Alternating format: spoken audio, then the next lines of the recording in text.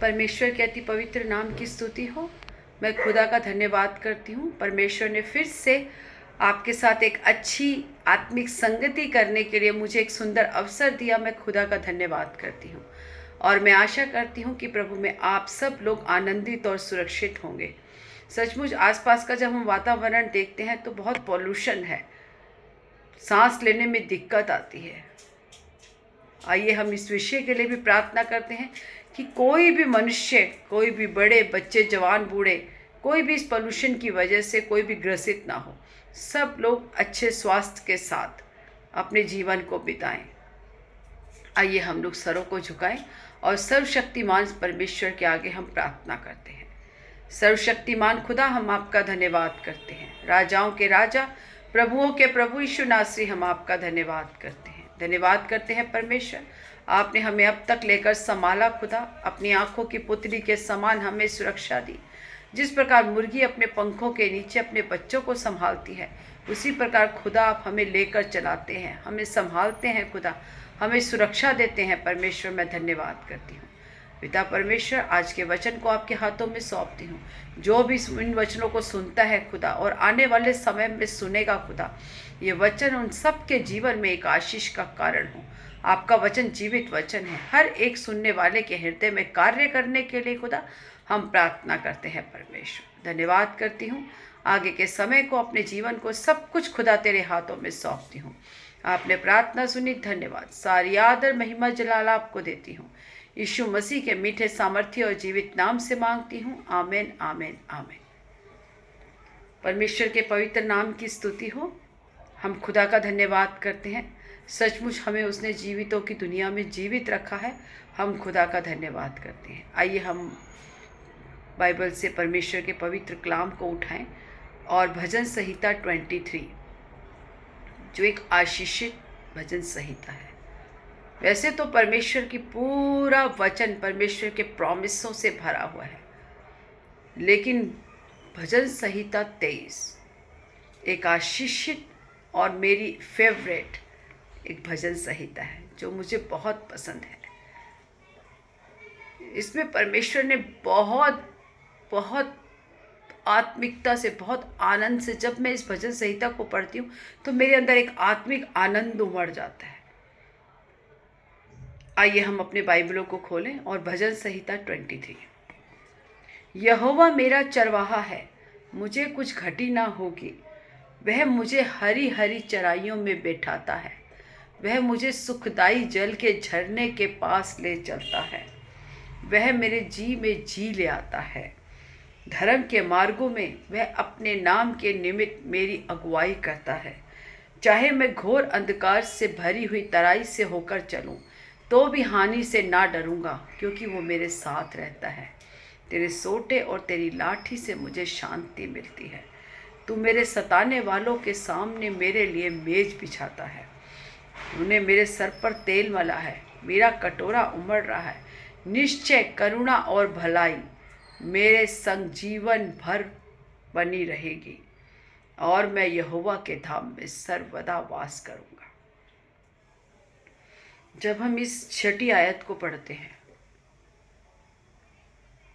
छठी आयत में परमेश्वर का एक प्रॉमिस है, निश्चय भलाई और करुणा तेरे साथ जीवन भर बनी रहेगी, और तू यहोवा के धाम में सर्वदा वास करेगा।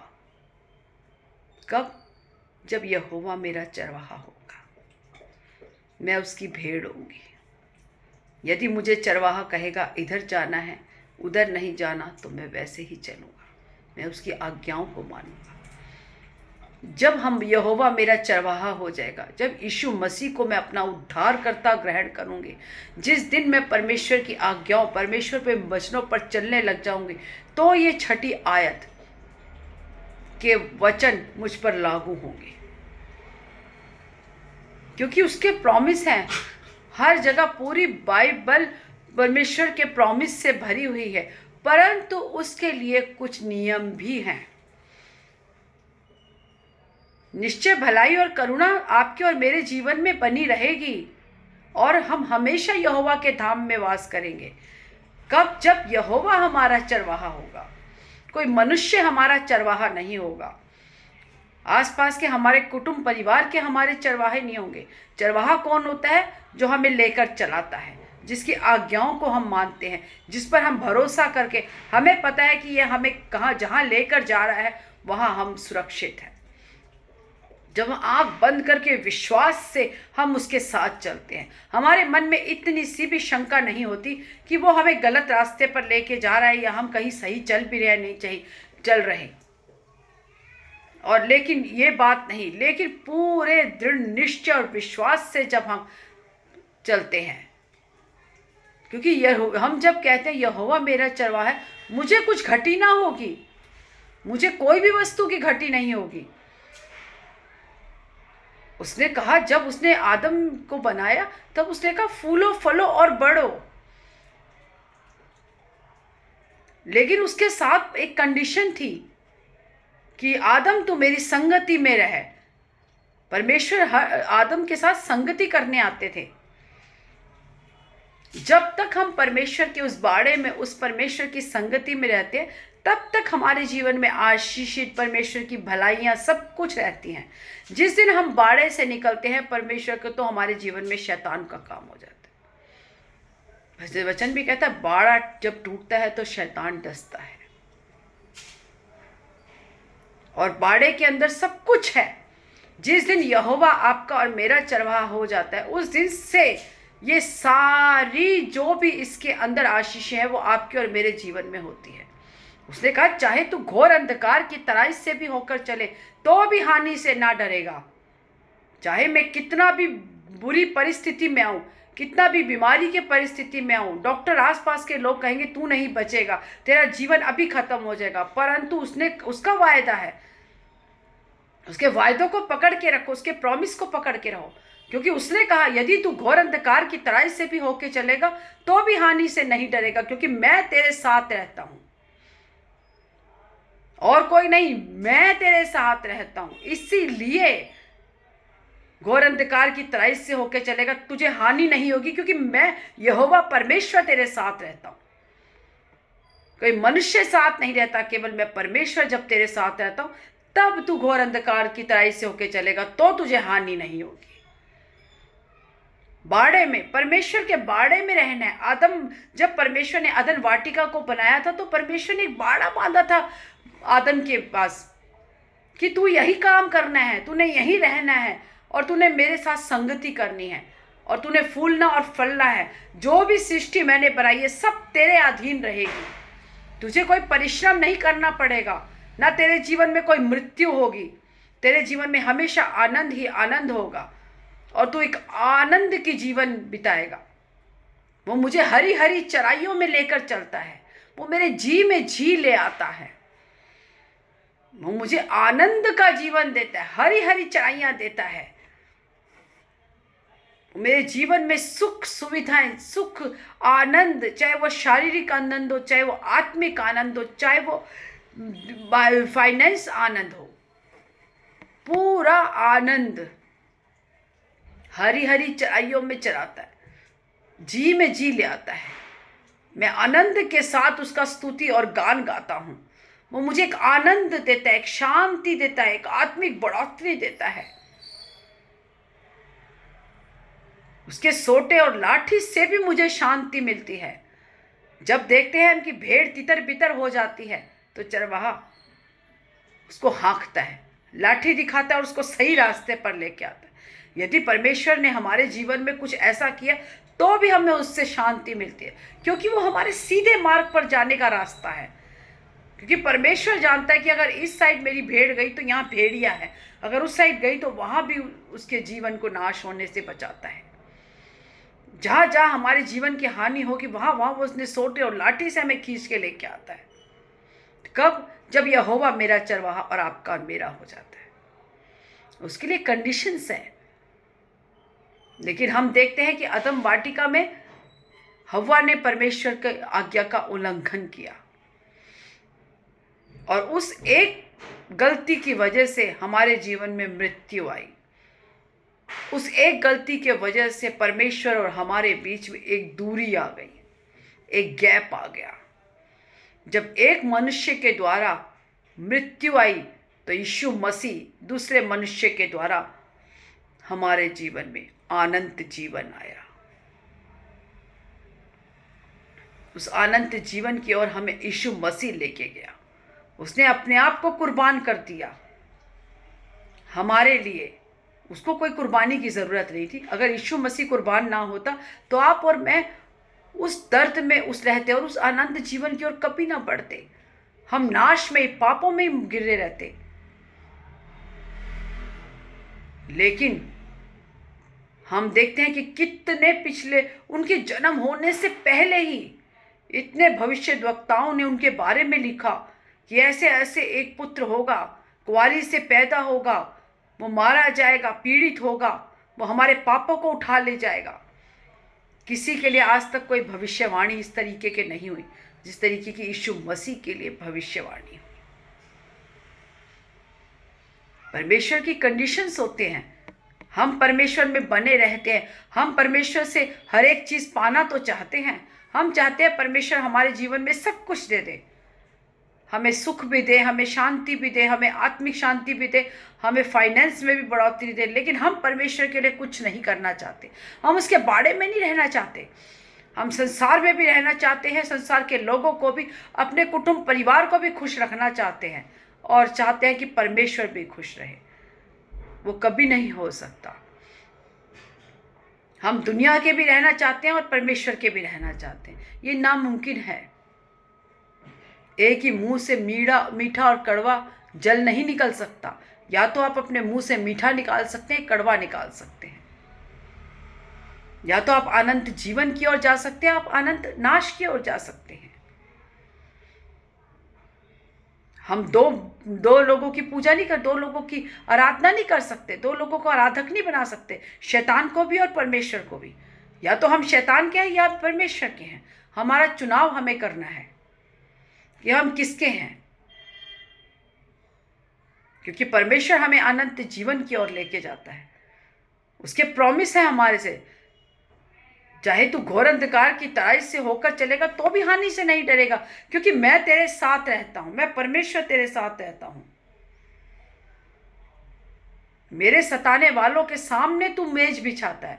जितने लोग मेरे विरोध में उंगली उठाते हैं वो सब परमेश्वर उन्हें देखता है, क्योंकि परमेश्वर का वचन कहता है तू चुप रह, संग्राम यहोवा का है। जब हमने किसी के साथ गंदा बोल लिया तो परमेश्वर हमारे बीच में हस्तक्षेप नहीं करता। लेकिन जब हम चुप, यदि हमें कोई गाली और गंदा भी बोल रहा है, हम चुप रहते हैं और हर एक बात को परमेश्वर के ऊपर छोड़ते हैं। वो कहते हैं मैं तेरे सताने वालों के सामने मेज बिछाने वाला परमेश्वर हूं। वो हमारे शत्रुओं के सामने मेज बिछाता है। हमारा शत्रु हम पर कभी प्रबल नहीं हो पाता, क्योंकि परमेश्वर हमारे साथ साथ रहता है। परमेश्वर के नियम और कानून हैं। परमेश्वर का एक बाड़ा है। जिस दिन हम उस बाड़े को तोड़ते हैं उस दिन हम नाश की ओर जाते हैं। यदि हमारे देखने से, हमारे पहनने ओढ़ने से परमेश्वर हमारे अंदर नहीं दिख रहा तो कोई फायदा नहीं है अपने जीवन को परमेश्वर में समर्पण करने का। यदि हम किसी के लिए चुगली कर रहे हैं, किसी की निंदा कर रहे हैं, किसी के बारे में गलत बोल रहे हैं, तो कोई फायदा नहीं है हमें मसीह कहलाने का। जब तक हम अपने आप को अंदर से पूरे मन फिराव से अपने आप को ना बदले और प्रेम और एकताई से आगे ना बढ़े, किसी के लिए लुतराई ना करें, परंतु हर एक के लिए प्रार्थना करें। हमारे सताने वालों के लिए प्रार्थना करें, जो हमारे ऊपर उंगली उठाते हैं उनके लिए प्रार्थना करें। जब हम अपने अंदर के और बाहर के दोनों मनुष्यत्व को बदलते हैं तब परमेश्वर का काम हमारे जीवन में होता है, क्योंकि अंदर के मनुष्य परमेश्वर जानता है। बाहर का ही तो मनुष्य देखता है संसार और हमें जज करता है, हमें देखता है कि हम किसके हैं, परमेश्वर के हैं, क्योंकि संसार यही देखता है। संसार की चीज़ें तो शरीर से ही दिखती हैं, लेकिन आत्मा परमेश्वर की है। हम आत्मा से कैसे हैं वो परमेश्वर जानता है। इसीलिए हमें ऊपर से भी और अंदर से भी दोनों बदलाव की ज़रूरत है, ताकि जो भी हमें देखे हम एक अलगताई के लोग हैं, हम अलग चुने हुए लोग हैं, हम संसार जैसे नहीं हैं।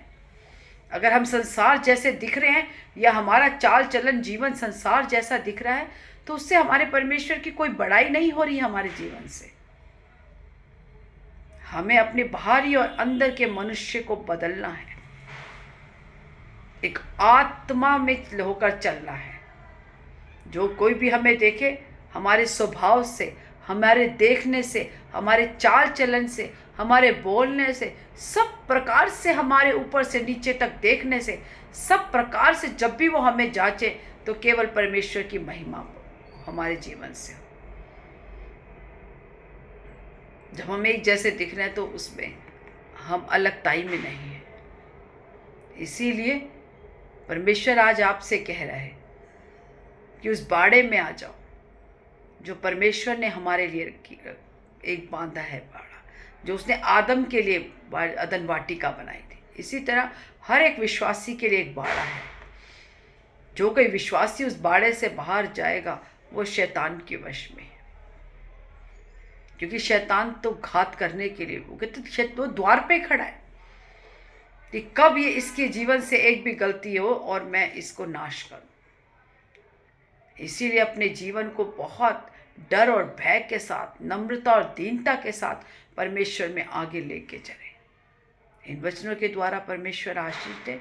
जब हम परमेश्वर के हर एक बातों को मानेंगे तो इसका छठा वचन आपके और मेरे जीवन में पूरा होगा। निश्चय भलाई और करुणा जीवन भर आपके और मेरे साथ साथ बनी रहेगी, और आप और मैं सदा सर्वदा यहोवा के धाम में वास करेंगे, जहाँ आनंद ही आनंद है।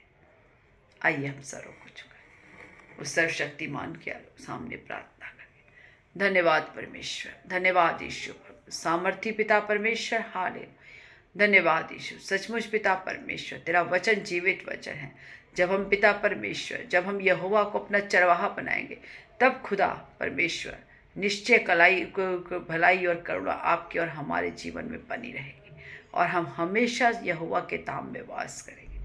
इसके लिए पिता परमेश्वर, हम उस बाड़े में रहने के लिए खुदा आप हमारी मदद और सहायता करें। कोई भी हमें बात परमेश्वर तेरे प्रेम से दूर ना कर सके, कोई भी इंसान हमें तेरे प्रेम से अलग ना कर सके, कोई भी बेकार की बातें हमें तेरे भवन से अलग ना कर सके। इसीलिए पिता परमेश्वर, हर एक भाई बहन खुदा जो इन वचनों को सुनता है, उनके जीवन में तेरा कार्य होने के लिए खुदा हम प्रार्थना करते हैं। यदि किसी के जीवन में कमी है खुदा, यीशु नासरी के नाम से हर एक कमी को पूरा होने के लिए खुदा हम प्रार्थना करते हैं। हर एक जन तेरी आत्मा में बढ़ने के लिए खुदा हम प्रार्थना करते हैं। आपने प्रार्थना सुनी, धन्यवाद। सारी आदर महिमा जलाल आपको देते हैं। यीशु नासरी के मीठे सामर्थ्य और जीवित नाम से मांगती हूँ, आमीन आमीन आमीन। God bless you all.